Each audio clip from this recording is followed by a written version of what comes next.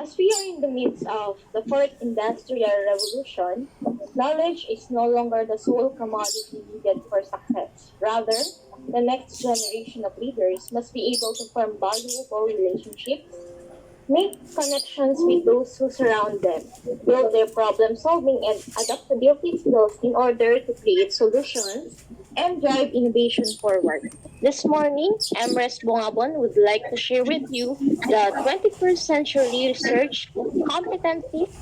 We believe that through this kind of sharing, we can all learn from each other to thrive in the 21st century. Statement of purpose. The purpose of this report is to describe the knowledge and skills that we require to be competent in the topics relevant to research. To discuss what is research, here is Sir Jason Marcelo.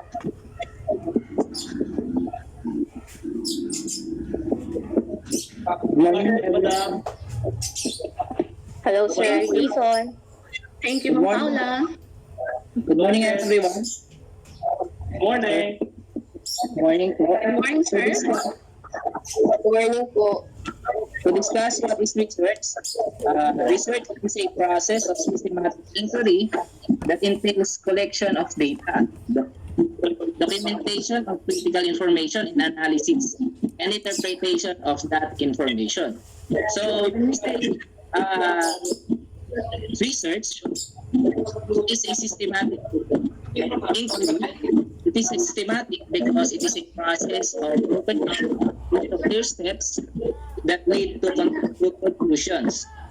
Research is organized because there is a planned structure or method used to reach the conclusion. Research is only successful if we find answers. Whether we like this answer or not, development research is focused on relevant, useful, important questions. If there are no questions, there can be no research. Generally, research is the organized and systematic method of finding answer to question. Ma'am, next slide po. So now, we move on to competencies. So what is competency? Competency is control and use of disciplinary, methodological, circumstantial knowledge applied on solving social and educational problems that have as a necessary condition the production of knowledge. So, what competency do we need to conduct a research? A competency is more than just knowledge or skills. It involves the ability to meet the complex demand by drawing on and mobilizing psychosocial resources, including skills and attitude, in a particular context. For example, the ability to communicate effectively is a competence that may draw on individuals' knowledge of language, practical IT skills, and attitude toward those with whom he or she is communicating. That is competencies. So now, sir, for the presentation of domains of research competency, domain A, practical skills, may we call in Sir Jonathan to present domain A. Thank you po. Very good. Good morning. Okay, good morning po. I discussed the domains of research competency. Next slide po. The first is domain A, practical skills. This domain is divided into the 5 competencies. These are, the first is find and use resources. Find and use resources, and individuals should be able to develop a research plan appropriate to investigative method of use. They should be aware and able to identify keywords, synonyms, and related terms for the information needed. The individual should be able to identify resources using controlled vocabulary and specific to discipline or information retrieval source, and construct a search strategy using appropriate commands for the information retrieval system selected. For example, Boolean operation, truncation, and proximity for search engines. This will be able to implement the search strategy to employing the various information retrieval system via different user interfaces and search engines, with different commands language, protocols, and search parameters, using investigative protocols and appropriate to the discipline. Next is use library and information technology effectively. To use library information technology effectively, the foundation for any research project in the completion of reviewed current literature.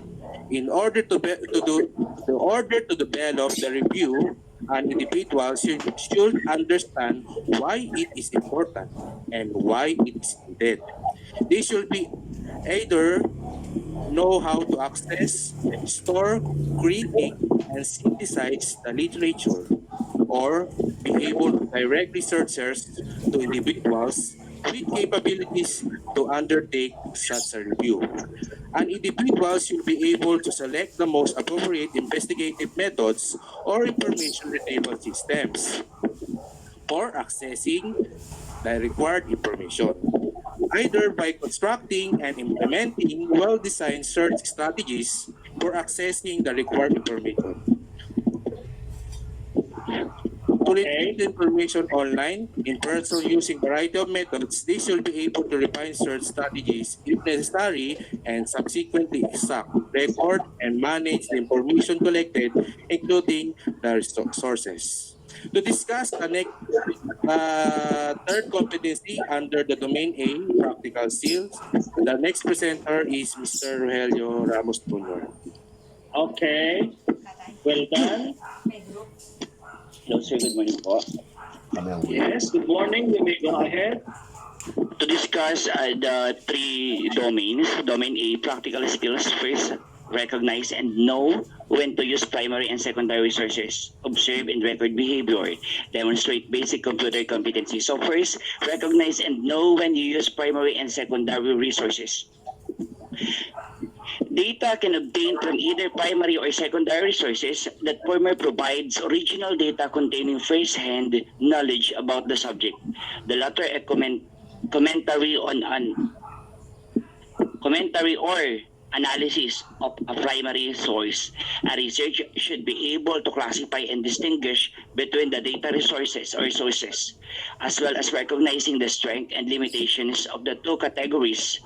An individual should demonstrate a detailed knowledge and clear understanding of the range of ideas, issues, and information through logically structured narratives, descriptions, and arguments that relate to the research area concerned. Observe and record behavior. A researcher should appreciate and be able to articulate the differences between direct and indirect observations and the various methods that can be used to gather data about behavior. A researcher should understand the difference between descriptive, inferential, and evaluative observations. A researcher should be able to demonstrate awareness of differing techniques and instruments to observe and record individual and populations' behavior in an objective manner. They should show awareness of the issues surrounding bias and be able to develop solutions to overcome them. Where no instrument exists, the individual should be able to construct one and be able to argue its strengths and weaknesses. So the last, demonstrate basic computer competency. To enable research to be conducted effectively and efficiently, an individual should be able to use a computer to carry out the tasks commonly associated with research. These include understanding and recognizing the differences between files and folders, and the different type of the former, accessing the internet, using database and word processing packages, and emailing software.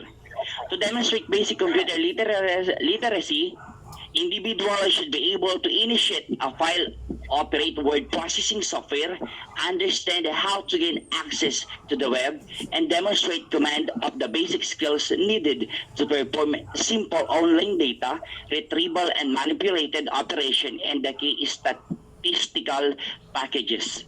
Next. Yes. Ma'am Jean.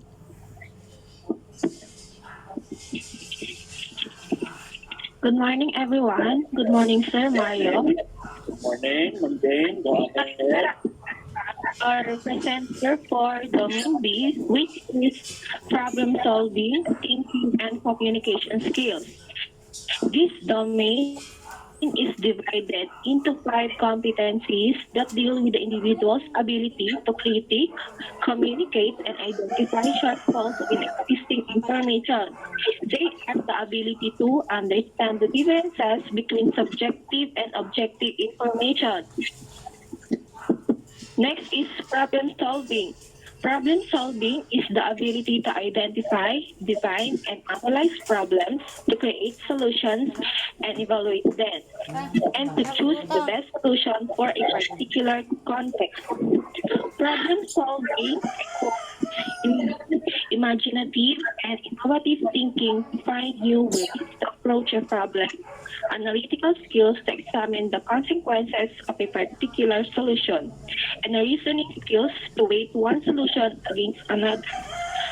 Problem solving involves the background skills of imaginative and creativity, logic and reasoning, data collection, conceptual thinking, reflection, and feedback, and scientific experimentation. To discuss the next slide, here's Ma'am Mary Grace Abba. Okay. Thank you po. Well done, Ma'am Mary Grace.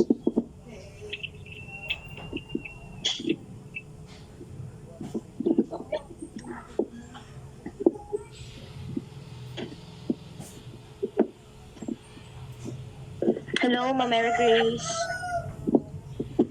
Okay, parang nawala po si Ma'am Mary Grace. Okay po. Ako po na magdi-discuss ng communication. Yeah. Very good. Communicating skills is the ability to write and present the research and its findings. It is communicating to others the purpose and outcomes of research. Understand the difference. Okay. Recognize when the information provided is sufficient and when it is not. Research relies upon the laws of probability. Okay. And communication is the ability, to explain the purpose, objective, conclusion of the research. Now, communication in the 21st century context refers not only to the ability of communicate effectively, orally in writing, and with a variety of digital tools, but also to listening skills. Some jurisdictions include information and communication technology skills with literacy and numeracy as foundation curriculum. Digital tools and resources represent a new source of communication interaction in which the ability to navigate successfully is essential for success in the 21st century. Each tool has its own rhetoric. The issue is not just learning to use new communicating tools, but mastering many forms of rhetoric, a more challenging task. Next po, next slide, domain B. Okay, domain B on problem solving, thinking, and communication skills. Good morning po. Good morning, sir. Good morning, everyone. The first competency in domain B is understand the difference between subjective and objective information. Yes, ma'am. Objective information. Ma'am Talanay, danaan lang po.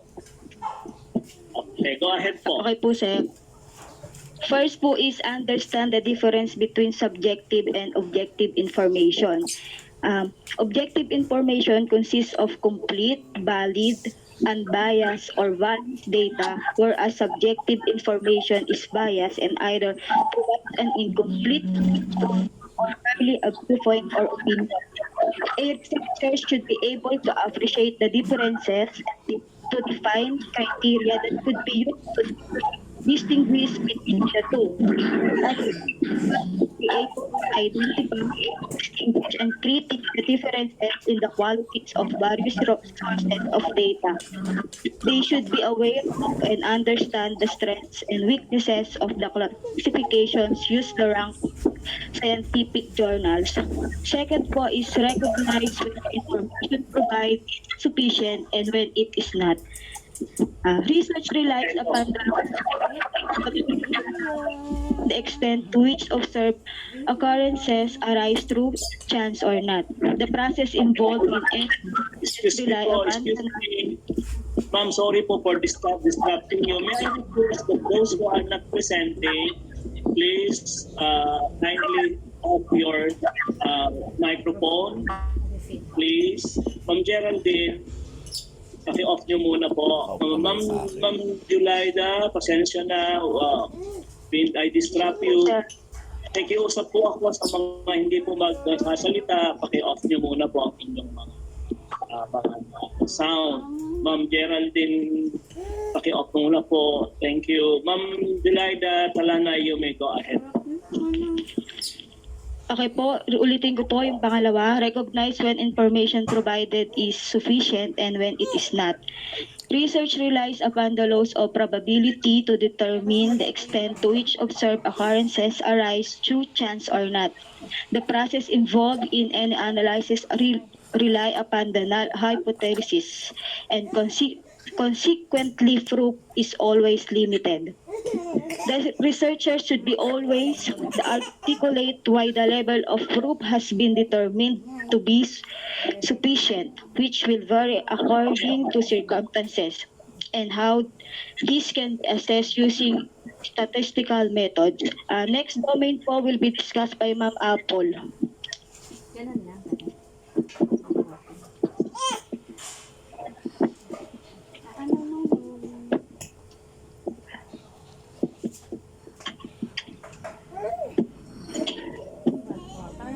Hello, Mang Apple. Ma'am Apple. Hello po. Si Ma'am Apple, sino po ang Hello po, good morning po. Yes, yes, Ma'am Apple.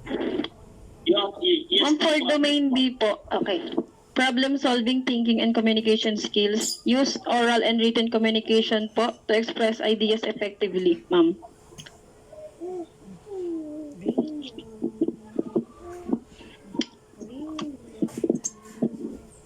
Yes po. So, an individual should be able to determine the appropriate subject topic, assess an audience, paraphrase and summarize source material, and produce an effective lecture. So, they should be able to listen effectively, to respond appropriately to verbal and non-verbal questions, and to describe and assess the characteristics of the different types of mass media and their influence on individuals and society. So of course, the researcher po should also be able to prepare and write drafts and to revise and edit written material which delivers a coherent and well-developed document that supports an expressed or implied idea or concept. So, sa paggawa po ng research, so dito po pumapasok yung part na research dissemination, results and discussion and recommendation. Ito po yung part na maraming revisions na ginagawa para po pag binasa na yung research, malinaw po yung idea or concept ng resulta ng research. Next po.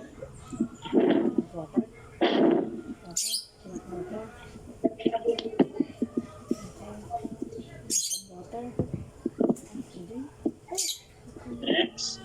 Domain C. For the next slide, we have Ma'am Clarice. Hello. Hello po, good morning po. For domain C, Yes, good morning. personal attitudes and professional ethics demonstrate an appreciation of the necessity and value of research for competent clinical practice. So an individual should be able to articulate the role of research in improving the quality of healthcare delivery and what is required to ensure that the highest standards of care are achieved. So the basis of achieving these goals lies with the adoption of evidence-informed practice and the requirement of research that is fundamental to achieving this. So an individual should be able to demonstrate the importance of the ability to deliver patient-centered, care, the quality of which is underpinned by research. So they should have appropriate knowledge and skills when making professional judgment and recognize the limits of their practice. So next slide. Thank you po.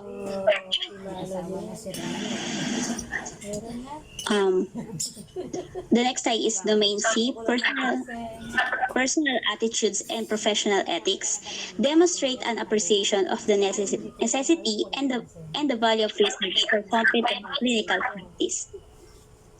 An individual should be able to articulate the role of research in improving the quality of healthcare delivery and what is required to ensure the highest standards of the care are achieved. The basis for achieving these goals lies with the adoption of evidence-informed practice and the requirement of research that is fundamental to achieving this. An individual should be able to demonstrate the importance of the ability to deliver patient-centered care, the quality of which is underpinned by research. They should have appropriate knowledge and skills when making professional judgments and recognize the limits of their practice. The next presenter is Ma'am Carol. Yes, Ma'am Carol, go ahead. Hello po. Yes, good morning. Good morning po. I'm here to discuss Domain C, personal attitudes and professional ethics. Demonstrate an awareness and adherence of ethical principles underpinning research. So as an individual, we should have a positive attitudes towards work. Staying positive makes an individual to work in order. Hence, applying personal or professional ethics in research can bring most informational advantage that corresponds to sense of responsibility of an individual which may use in doing research. Thank you po. Next slide po. Very good.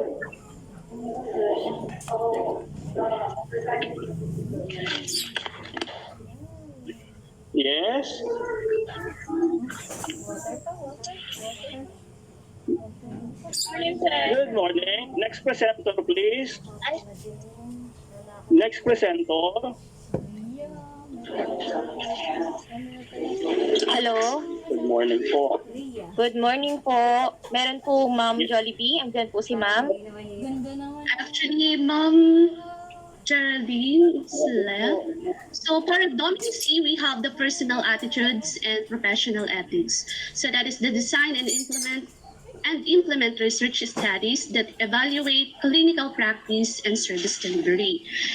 An individual should be able to outline the key stages in any research project and demonstrate the ability to construct a research protocol to answer a specific research question that has direct relevance to clinical practice and delivery of care to patients. And we have the next domain is the dissemination of research findings. So demonstrating the skills required for publication of research reports, thinking clinical practice based on outcome studies and other research. An individual should be able to describe the structure and components of a range of specific publications. They should be able to demonstrate how to organize the different elements of a research publication into a coherent document.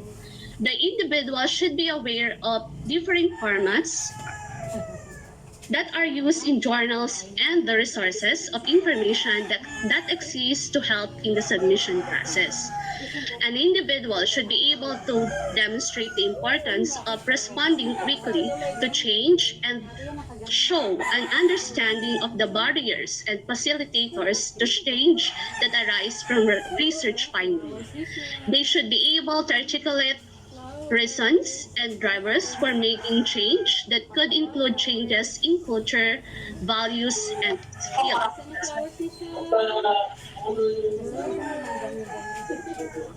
The domain E, roles and function of a research within a care system, design and implement a series of studies that address a significant issue, write research finding, application to major funding bodies, offer help and support to other researchers. An individual should be able to identify an issue and argue why it is of significance. They should be able to demonstrate the need for different types of studies to address the issues and suggest possible methodologies that could be employed.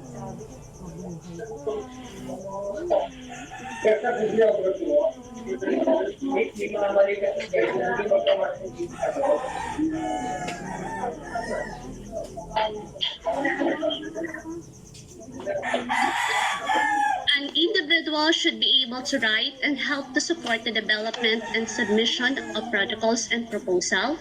They should be able to demonstrate knowledge of different formats that a protocol could be.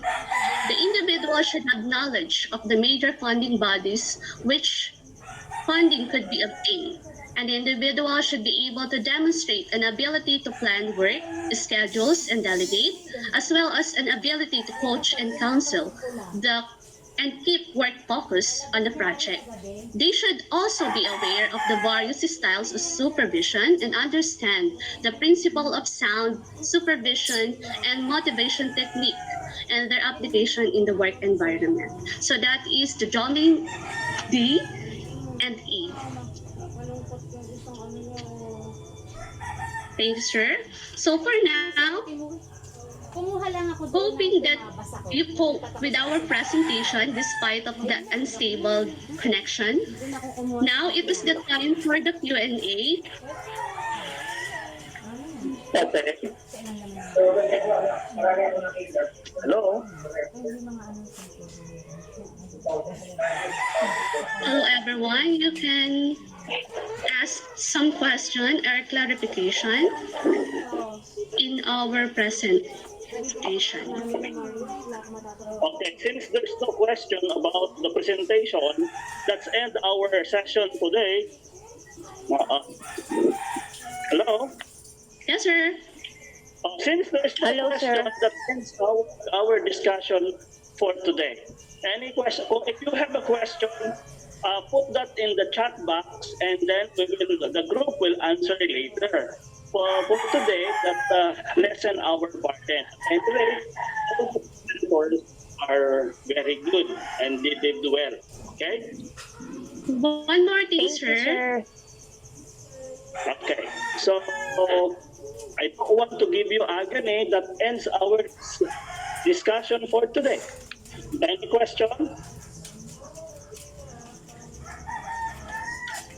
Hello? Sir, yung presentation po is available in Google Drive. Isa-send na lang po ni Ma'am Paula sa group chat. Okay po, send ko. Okay. So, okay na. Kung wala na silang dapat tanungin, malinaw naman. Ngayon, checkan nila yung ginawa mo kung tama o mali. Okay. So, wala na kong tatanungin? Wala nang question? Wala na po. Okay. Kung wala nang tanong, i-test na natin yung agony